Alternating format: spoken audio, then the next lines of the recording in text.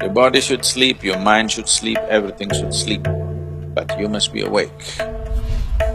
Every day, you have free enlightenment when you go to sleep. But the problem is you're unconscious. You master your mortality if you just manage to stay awake when you slip into sleep.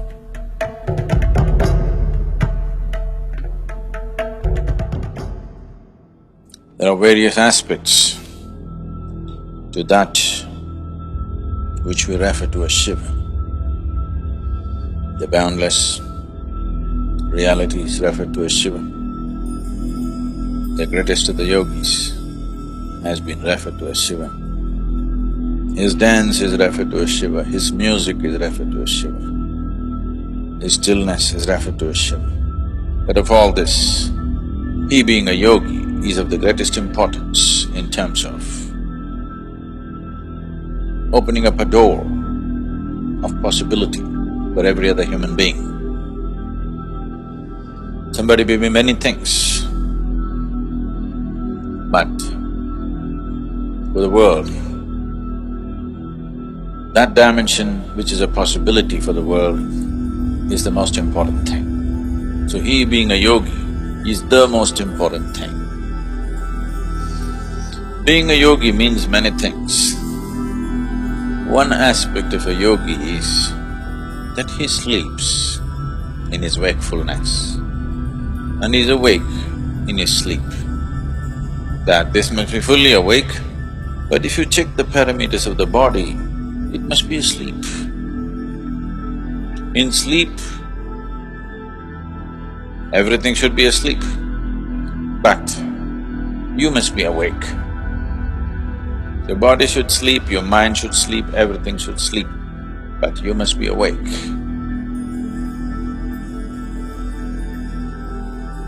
When you fast asleep, you're in perfect tune with the existence, one with the existence, isn't it? Nature has given you this. If you've forgotten, every day when you go to sleep, it makes you one with the existence. In the same sense of unity, if you can wake up and walk around, you made it, isn't it? Every day, you have free enlightenment when you go to sleep. But the problem is you're unconscious. So the sadhana essentially is just this, that from wakefulness when you go to sleep, a certain part of you goes to sleep, a certain part of you, if it still stays awake, then you made it. Otherwise, when you wake up, a certain part of you still continues to sleep, then you made it.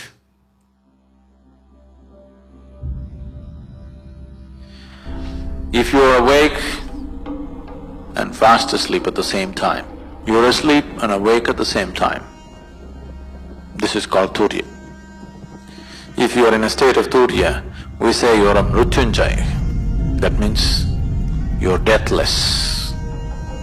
Because if you can be awake in your sleep, you will also be awake when you have to shed the body. So there is no question of death for such a person. Because life and death are happening at the same time. It is only the ignorant who think, right now I'm alive and one day I will die. No, both are happening at the same time. They are not two different things actually, only for the sake of understanding, we have to divide them. Otherwise it's just life and life. One dimension of life and another dimension of life. So this sensation from one dimension of life to another becomes an easy doorway. Every day you have this doorway available to you, that is, between wakefulness and sleep is as good as life and death.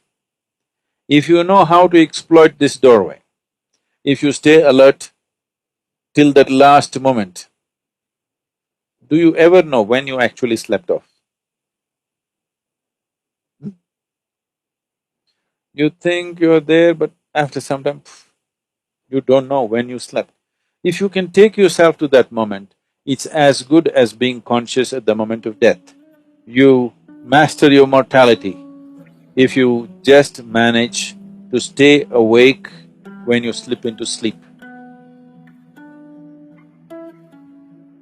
See, this is an opportunity for you.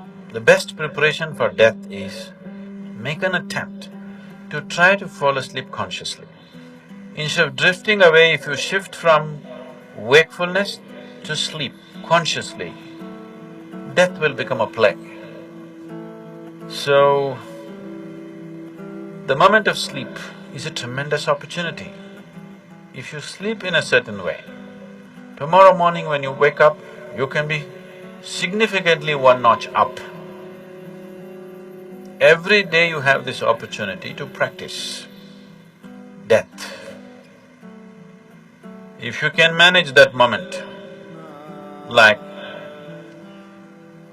you can do this consciously, right? Just like that, from wakefulness to sleep. If you can do it that way, that's it, you're mrityunjaya, because there's no death for you.